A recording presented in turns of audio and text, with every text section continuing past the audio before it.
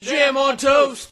Hey everybody, I'm Cam. We're here to talk today about Rid of Me. Very dark movie, and if you think this is actually a comedy, I'd say you're wrong. The short tale of it is that a shy, socially awkward wife gets dragged across the country by her husband so that he can move back home and get back in with his high school clique of friends, to include an ex-girlfriend that he was in love with. My love it for this movie is the almost feminism of Maris, the main character, being developed and broken down and being built back up and finding her own friends and way of life without him to structure her life for him.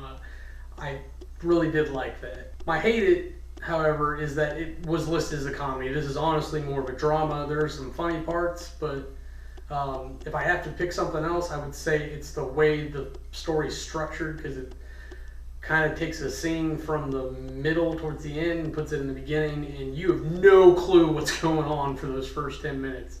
And then it starts to do the story about 10 minutes in. So take it or leave it, it's not necessarily a bad thing. The MVP of this movie was definitely Maris, the main character lead. She did a wonderful job with the character, and I gotta say that I was definitely engaged and interested about what's going on with her.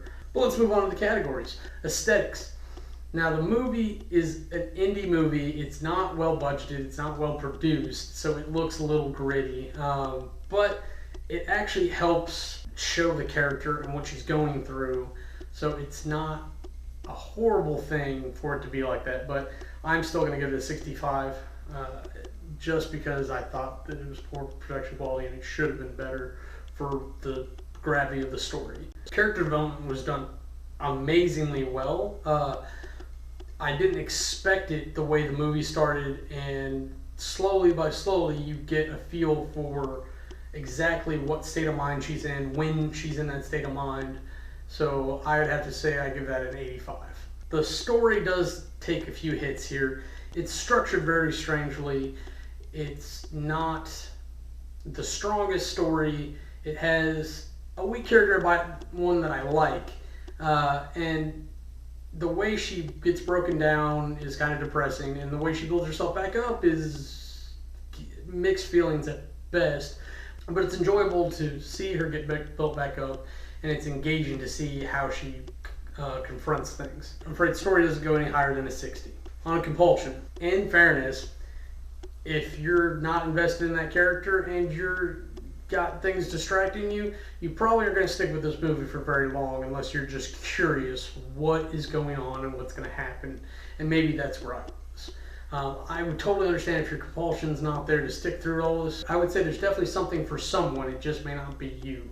I'm going to go ahead and give Compulsion a 65. If we go ahead and run our totals, that brings our average to 68.75. Not a movie that I'm going to say that is for everybody, but it's definitely one that I liked and I would recommend if you want something a little deeper and a little bit stronger. But I think in particular what I like about it most is that it's another almost punk rock story. Someone breaks out of conformity, tries to find their own way, they discover their own way to live. The thing that kills that for me, though, is that she still needed a man in her life at the end of the story to feel whole and complete, and that she's on the right path. At one point I did think that she was going to get with her girlfriend, but that would have given me the same mixed feelings about it, that she didn't need that to complete herself. What she needed from this experience was to find herself, find what she wanted, and not attach herself to somebody else again.